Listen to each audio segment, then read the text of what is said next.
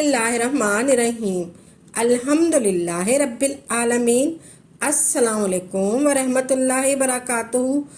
तो नाजरीन, आज मैं आपको अल्लाह ताला के 99 नामों में से अल्लाह ताला का 3 नामों का एक बहुत ही ताकतवर अमल बता रही हूँ, जिसके करने से आपको बहुत ज़्यादा फ़ायदे होंगे इंशाअल्लाह तबारक ताला। रसूल अल्लाह सल्लल्लाहु अलैहि वसल्लम ने फरमाया, बेशक अल्लाह रब्बुल इज़्ज़त के 99 नाम हैं, जिसने इन नामों को याद किया वो जन्नत में दाखिल होगा।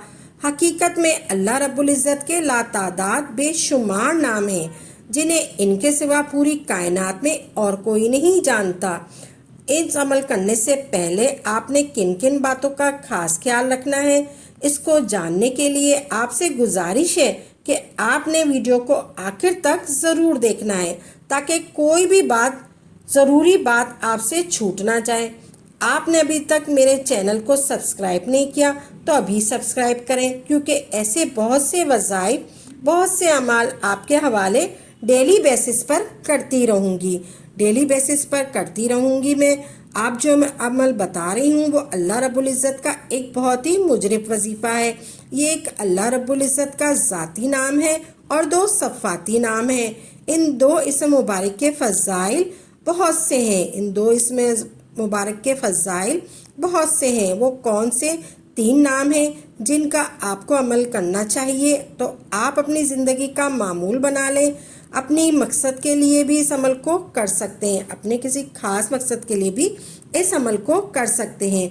जब भी आपने इस अमल को शुरू करना है, जब भी आपने अल्लाह ताला के इन तीनों नामों को अपनी ज़िंदगी का हिस्सा बनाना है, आपको अल्लाह तबारक ताला के इन तीनों इसमों का मतलब मालूम होना चाहिए।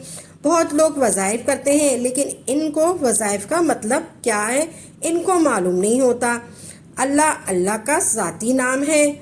या रहमानों का मतलब है रहम करने वाला, और बेशक अल्लाह बड़ा रहम करने वाला है, क्योंकि अगर ऐसा ना होता तो हम कितने गुनाह करते, अल्लाह रब्बुल इज़्ज़त की कितनी नाफरमानियाँ करते हैं। हमको माफ़ कर देता है, क्योंकि अल्लाह रहमान है। या रहीम का मतलब है बड़ा मेहरबान, और अल्लाह बड़ा मेहरबान है। ये अमल 3 तरीक़ों से किया जा सकता है।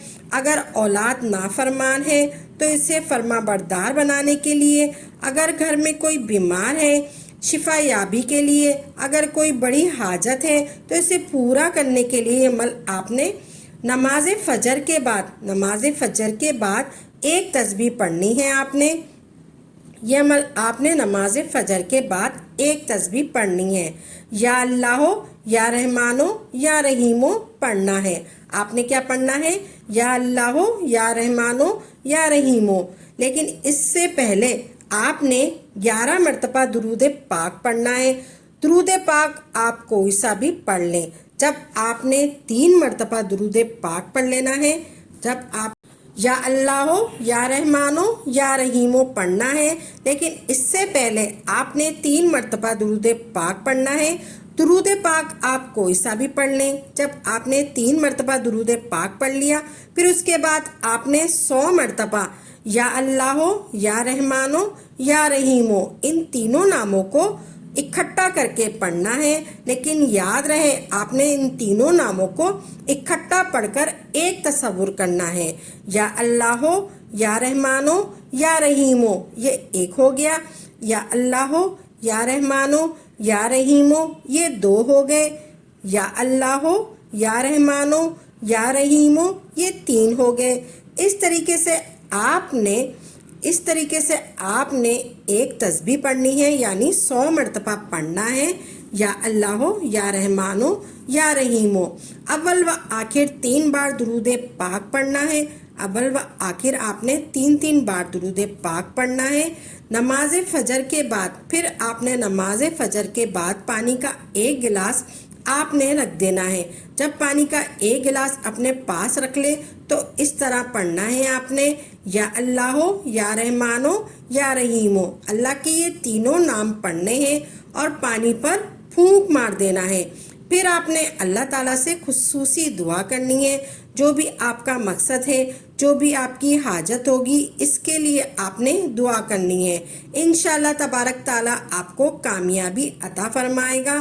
آپ نے ایک تسبیح صبح اور ایک تسبیح رات کو عشاء کے بعد پڑھنی ہے۔ آپ نے ایک تسبیح صبح اور ایک تسبیح رات کو عشاء کے بعد پڑھنی ہے۔